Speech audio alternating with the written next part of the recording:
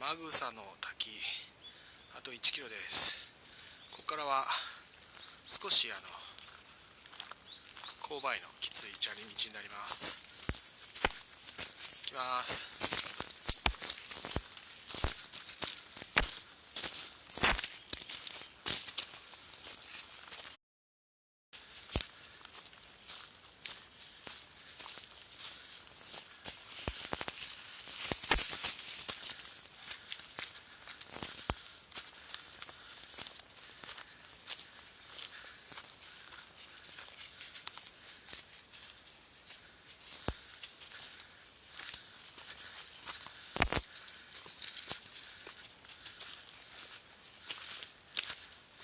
非常に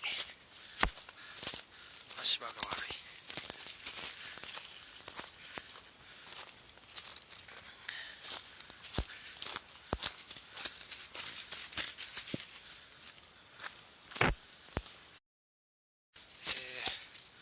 この橋を渡らないといけないみたいです。リアンははしごを登れるでしょうか。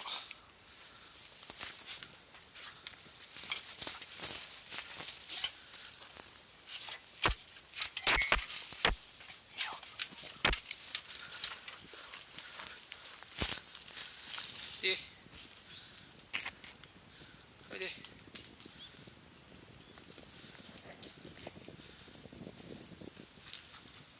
リアン頑張れ。頑張れ。もうちょっともうちょっともうちょっともうちょっと。ああ来た。偉いね。行こう。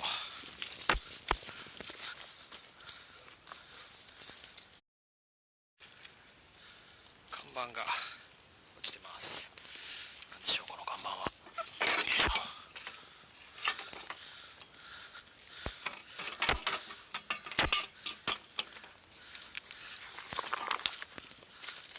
マグサの滝、ここは合ってんだろうか。行こうか。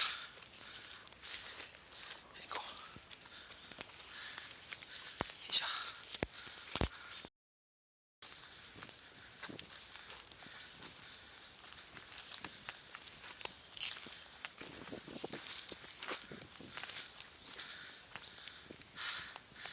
あ、きつい。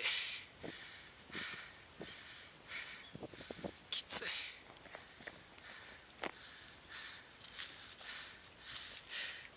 きついね、D ちゃん。行こう。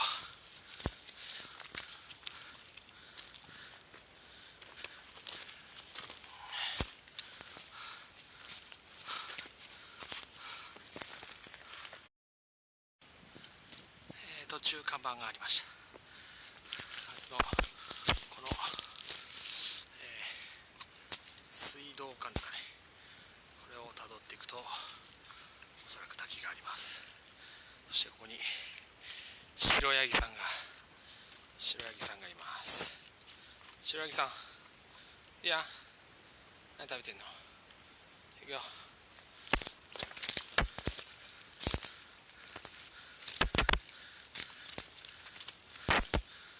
白ヤギさんです。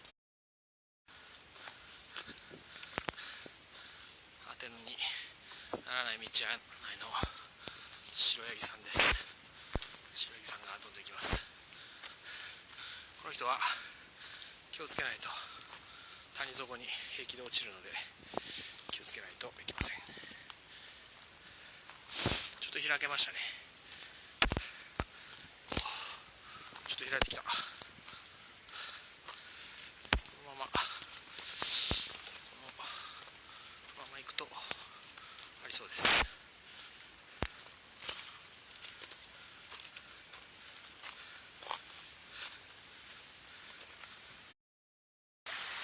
これがマグサの滝かどうか分かりませんけど、なんか水が落ちているのが見えます。水先案内の白ヤギさんです。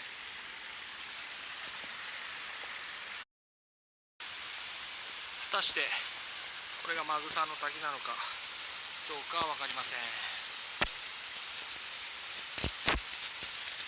このこを登るのは白ヤギさんには厳しいです。では行ってみましょう。どうでしょうか。これはマグサの先なんでしょうか。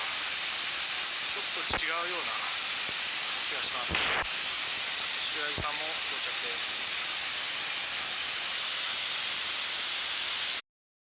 ちょっとイメージしてたのと違うので、ここはマグサの滝じゃないかもしれないです。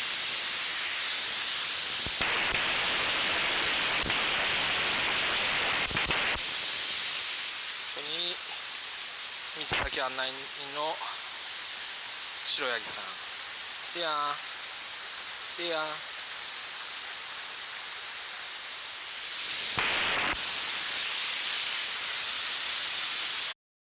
白ヤギさん、足場が悪いです。シール場が悪い中、あまり離れません。はい、行こう行こう行こう。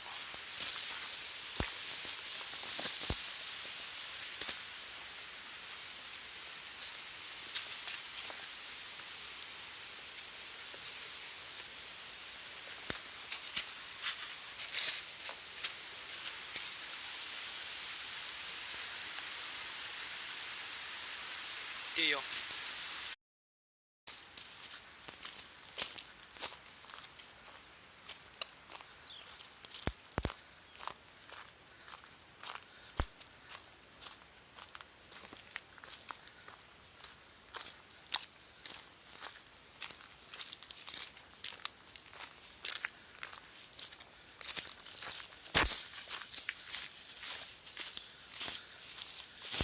入りはずっと下っていくだけなので割と楽ですけどね。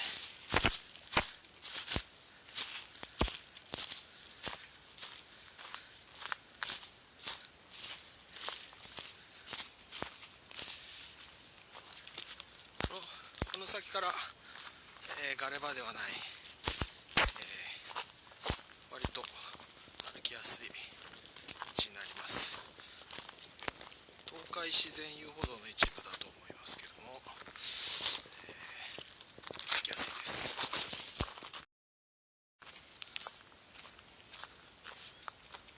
降りてくると、濃尾平野が一望できます。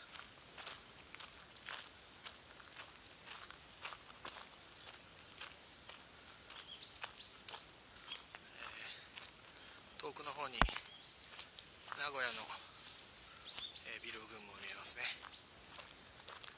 いい眺めです。あとはひたすら、下っていくだけです。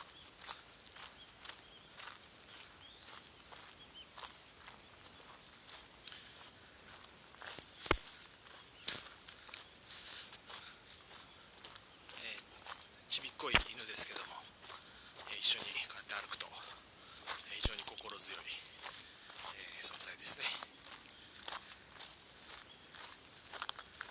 白ヤギさん、また何か食べてます。